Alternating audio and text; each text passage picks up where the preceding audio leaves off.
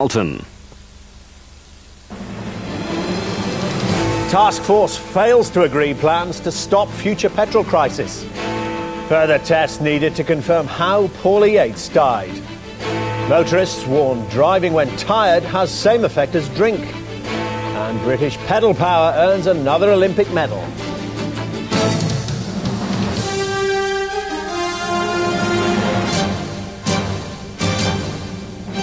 From ITN, the ITV Nightly News with Dermot Monahan. Good evening. The government has failed in its first attempt to find a way to stop another fuel crisis crippling the country. Talks with the oil companies and a new emergency task force ended today without agreement on how new laws could be introduced to guarantee supplies. But the Home Secretary Jack Straw said the talks would continue and he still hoped to significantly reduce the risks of further disruption. Shuli Ghosh reports. A brief respite for Gordon Brown from the recent fuel crisis as he arrived for a post-wedding party with his new wife, Sarah. Also present, the Prime Minister, who no doubt was trying to shake off a disastrous performance in recent opinion polls. Although the situation tonight is almost back to normal, it's crucial for the government to ensure a similar crisis doesn't happen again. Today, oil company bosses met with a government task force to discuss ways of achieving this. One possibility is to bring the industry into line with electricity, gas and water companies and impose a legal duty to maintain supplies. So far, no agreement has been reached, but there was optimism. We're determined to make sure that between us and all the departments concerned, we learn the lessons that there are to make sure that we can be more robust in the future. Motorists are now finding it much easier to fill up than last week. Shell has 75% of its forecourts open. BP's almost back to normal with 90% open. Esso has 66% in service. And Total Fina Elf now have 89% of their petrol stations open to the public. But the row is far from over. The main transport union now wants a full public inquiry into the blockades to examine the roles of the police and the oil companies. We want to know why the police did not enforce the existing laws and regulations in terms of obstruction. We want to know why the oil companies didn't invoke their contractual rights against the suppliers. And the opposition parties have lost no time in attacking the government. Well, they're making a great mistake if they think the only problem last week was that the government didn't have enough power. The real problem was that they were out of touch, arrogant, incompetent, and had broken their promises. The government is taking a lot. It's not giving nearly as much. No wonder public confidence collapses. The fallout over the fuel crisis continues to affect Tony Blair. In an opinion poll to be published by the Guardian newspaper tomorrow, the Tories show a clear 4% lead over the Labour Party. Shuli Ghosh, ITN, Westminster. Police are waiting for the results of more tests after a first post-mortem that was carried out on the body of Paula Yates proved inconclusive. Her orphaned daughter, Tiger Lily, will be looked after by Yates' former husband, Bob Geldof, for the time being. Paul Davis reports. The police say it will require more medical tests to determine exactly how Paula Yates died in the bedroom of her home here, an initial post-mortem having proved inconclusive. The courts have moved quickly, however, to make arrangements for Paula Yates' youngest child. 4-year-old Tiger Lily, seen here with Paula Yates at the funeral of her father, the singer Michael Hutchence, 3 years ago, has been made a ward of court. Bob Geldof, Paula Yates' former husband, has been granted temporary custody of the girl, who's now with her 3 half-sisters. Her Australian grandfather, speaking on GMTV, said he approves. I feel she's in very good hands. My heart goes out to Bob Geldof and his daughters, and to my little granddaughter, Tiger Lily, who I feel for so much at this tragic hour. Throughout the day, flowers have been arriving at the house where Paula Yates lived. Among the bouquets and messages of sympathy, a bunch of lilies for the little girl who found her mother unconscious and tried to summon help. Paula Yates' close friend Belinda Bruin called at the house several times to collect clothes for Tiger Lily. She also retrieved the little girl's pet cat. People living near here who knew Paula Yates say they can't believe she would have attempted to take her own life, leaving her daughter alone in the house. An inquest into her death will open at Westminster Coroner's Court on Wednesday. Paul Davis, ITN, Notting Hill, West London. Loyalist paramilitary drug dealers are being blamed for a bomb attack in Northern Ireland which left one man seriously injured. The device exploded underneath the seat of a van as it was driven through Bangor in County Down. The driver worked at a nightclub and had previously been threatened by dealers linked to the Loyalist volunteer force. Researchers have discovered that tiredness can have a far worse effect on your reaction time than drinking alcohol. And they're warning motorists that after a long day of 19 hours without sleep, reactions can be up to 50% slower. Harry Smith explains. The research to be published tomorrow concludes that tired drivers can be more dangerous than those who've had too much to drink. The new research actually measures how reaction time is impaired. Driving after being awake for more than 19 hours is the equivalent of getting behind the wheel after drinking around 3 pints of beer.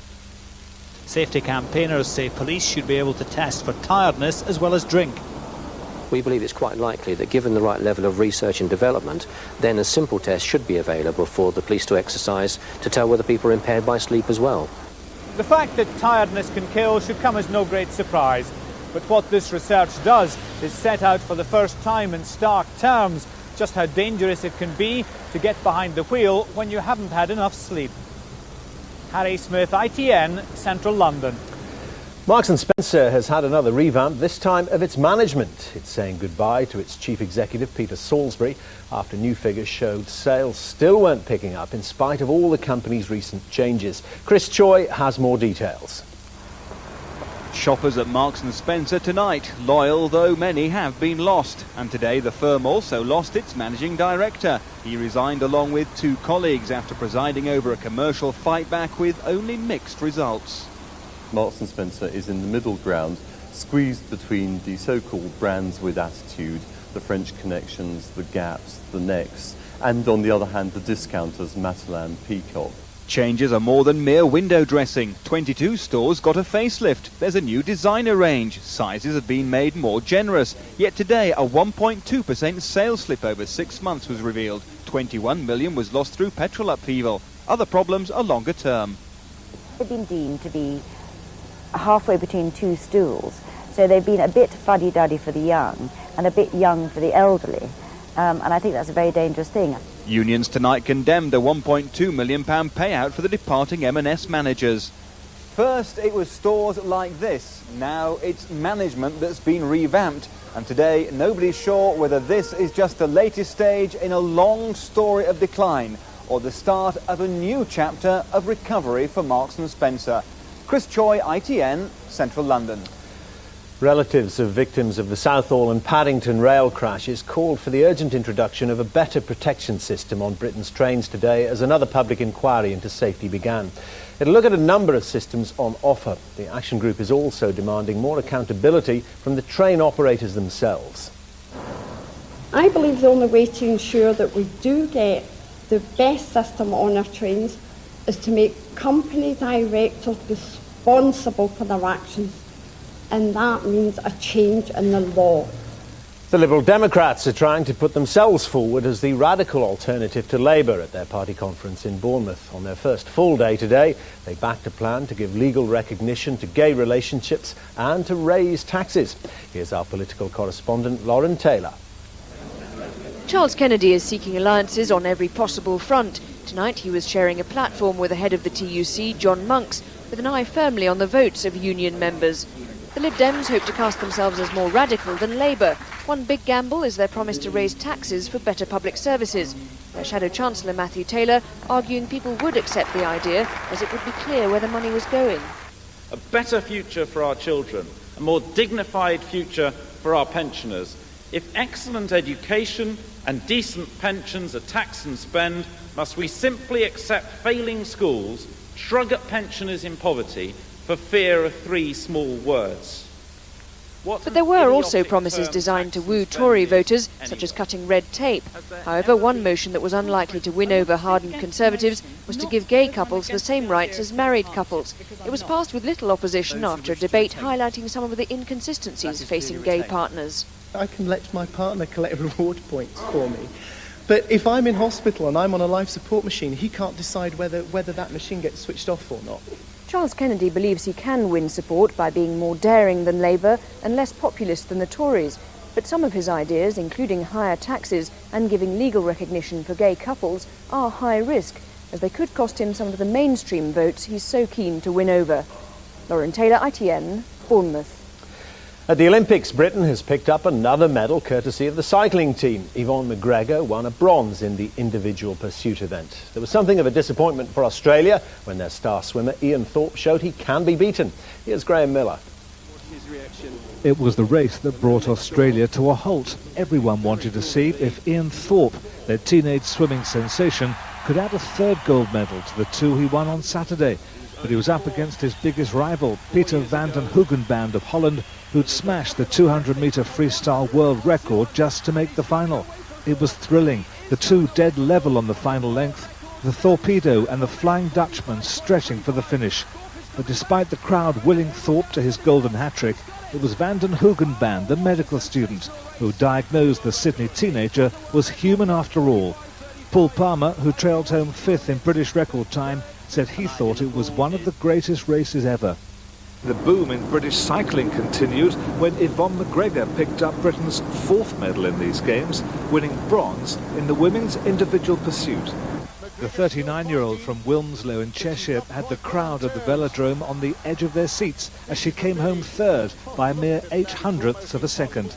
And Britain's medal haul could be increased tomorrow after the men's pursuit team set a new Olympic record time in qualifying for the final. The equestrians are looking good too, challenging defending champions Australia for gold in the three-day event.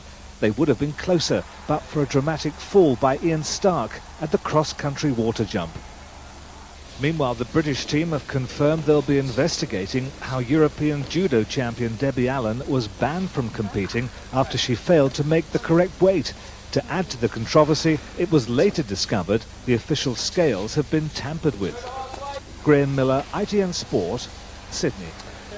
So far as medals are concerned, the United States are on top with 6 golds. France and China both have 4, and Britain is in 11th place with a gold, 2 silvers and a bronze.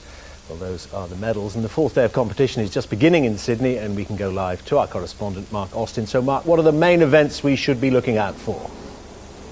Well, some real medal opportunities for the Britons today, particularly the equestrian, as Graham Miller was mentioning. It's the last event today, the show jumping, and we're just behind the Australians. Now, they're tough competitors. They won gold in the last 2 Olympics. They're favourites for this one. But what a boost a medal would be for the equestrian team after the tragic deaths of so many riders during the cross-country events in Britain over the past couple of years. A couple of other medal opportunities. Graham Randall, he goes in the judo. And what about the cyclists, Jason Queally and all that? They're in the team pursuit tonight. They're the stars of the show as far as Britain's concerned so far. And if they get another medal, it'll be the best performance by a British cycling team at the Olympics since 1920. Now, what about Ian Thorpe? Is he going for any more medals?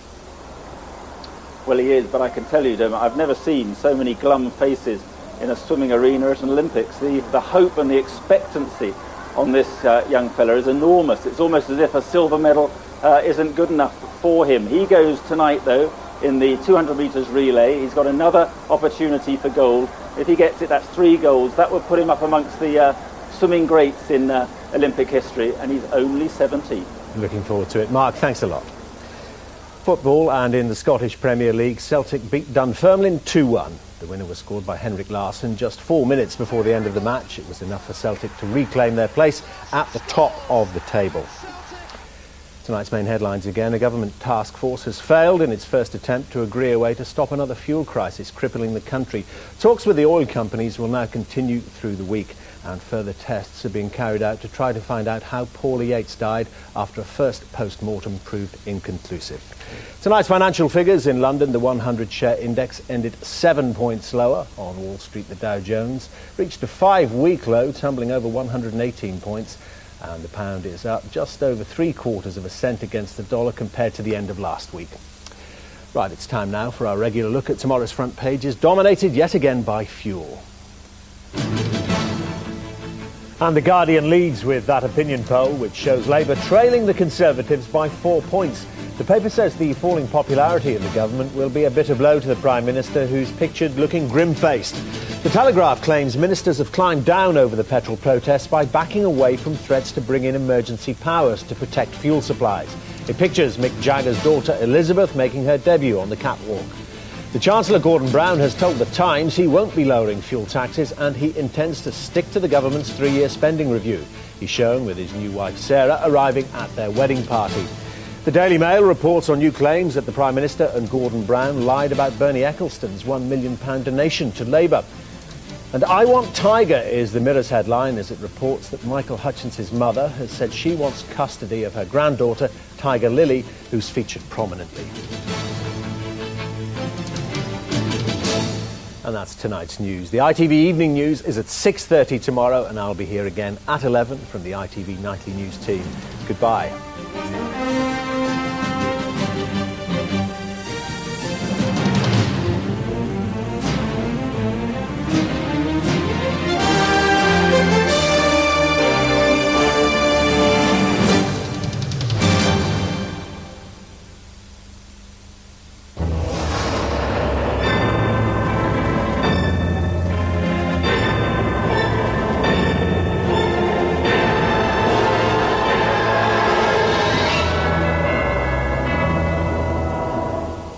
It's been raining for much of the day in some parts of England, and it's going to rain for much of tomorrow too in many places. The problem is a weather front, a slow-moving weather front. It's edging southeastwards at the moment, but overnight it'll grind to a halt and then start to edge back westwards. So some eastern counties of England are going to see as much as 2 inches of rain.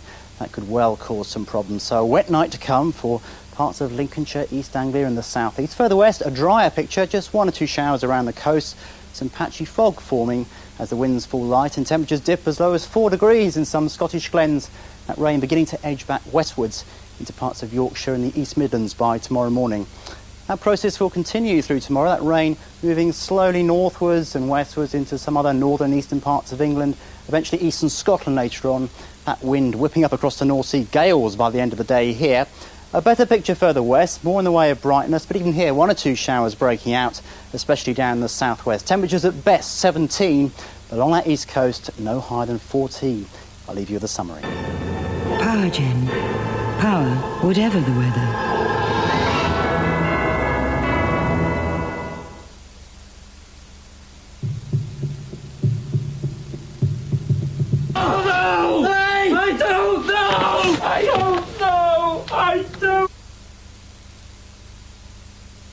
He's finally got his act together to join the gym, so no fat. Fish is fine. The great thing with Abbey Ashton is Slumped in front of the telly as usual. I can get into my bank account or check my savings whenever I like. He's given up the drink, did you not know? Nothing for Alan. Done. Just popping down the bank. Okay, Pat. Going to the bank again. I'm sure he's obsessed. All right, Alan. Stand in order. Please. E-banking made easy. Visit your local branch to find out more.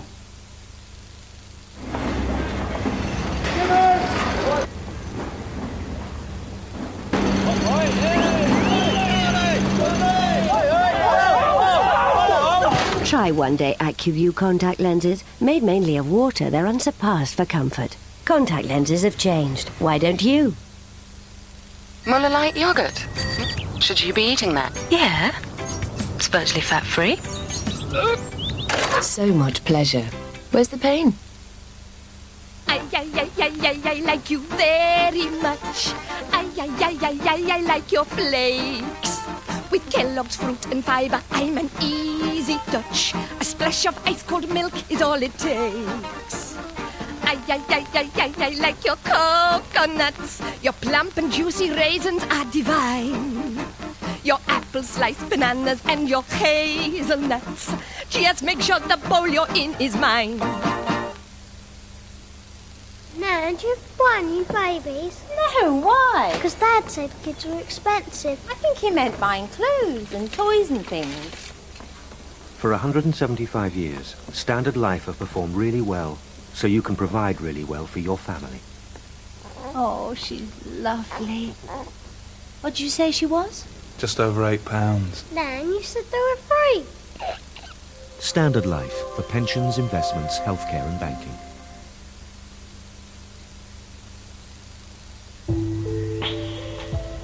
funny how the coppers seem to be getting younger. The Bell, Tuesday at 7:30, ITV. In a moment here on Carlton Champions League Weekly. First news in London tonight with Joyce O'Haja.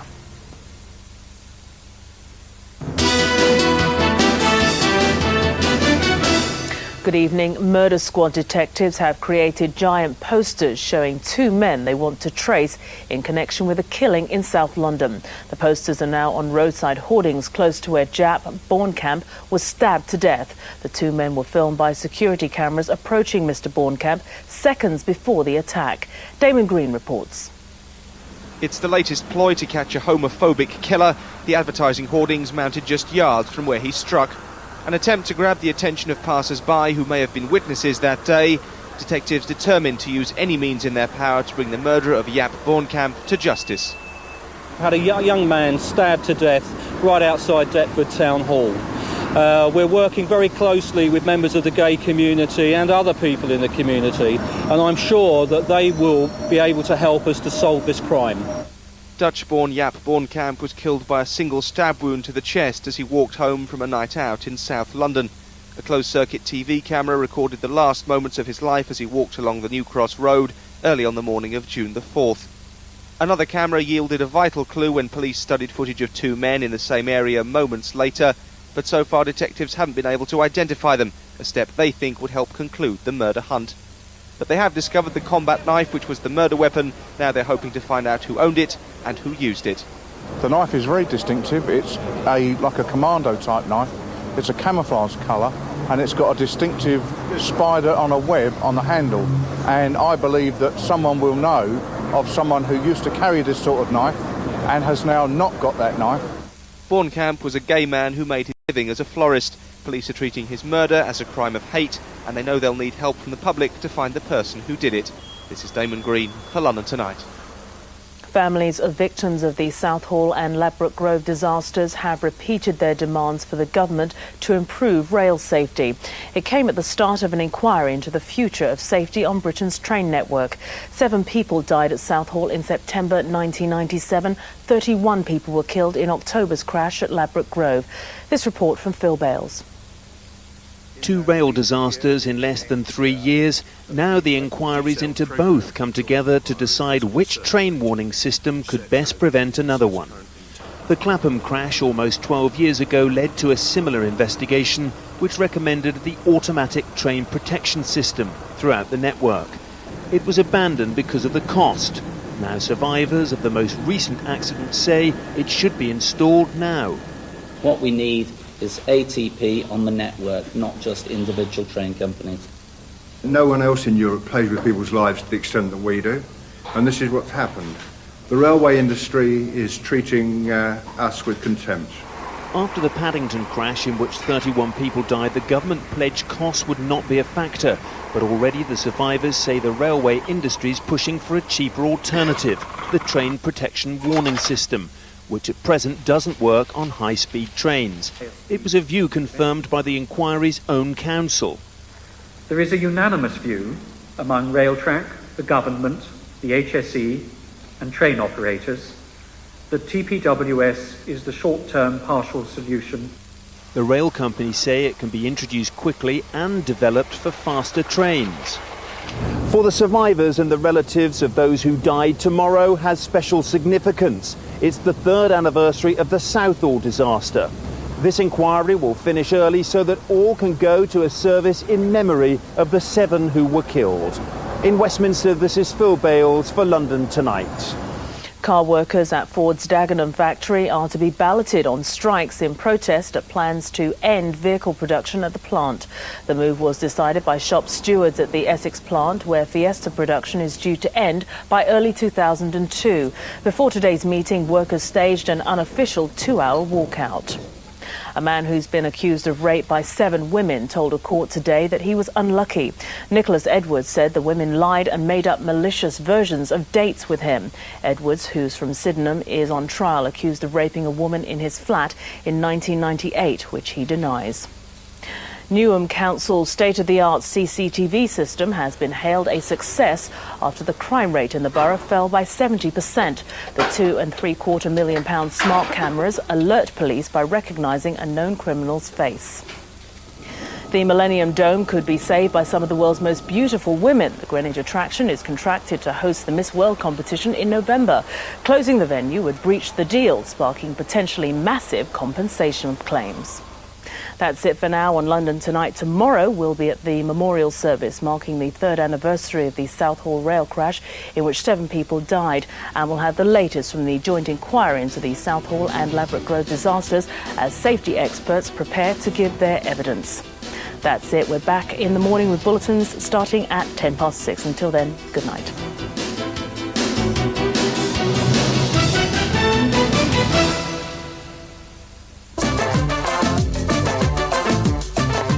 Carlton Weather, sponsored by Amarada.co.uk, suppliers of gas and electricity. Good evening. More rain to come overnight, but at least it's going to be a mild one. Temperatures no lower than around 11 Celsius. Tomorrow morning, a wet start again. No surprises there, with pulses of rain moving across from the southwest. During the day, we could actually see some drier inflows coming in from the west. If we do see some sunshine, it will spark off 1 or 2 showers, and these could actually be heavy. Temperatures really struggling, unfortunately, particularly with that cloud. At the very best, around 16 Celsius. 16 is 61 degrees Fahrenheit. And watch that wind, it'll be picking up in the east later. For the next few days, with scattering showers on Wednesday, and that will be the situation for Thursday. And as for Friday, unfortunately, it's back to some quite wet weather. At least temperatures recovering, though. 19 or even 20 Celsius, 20 is 68 Fahrenheit. Carlton Weather, sponsored by Amarada.co.uk.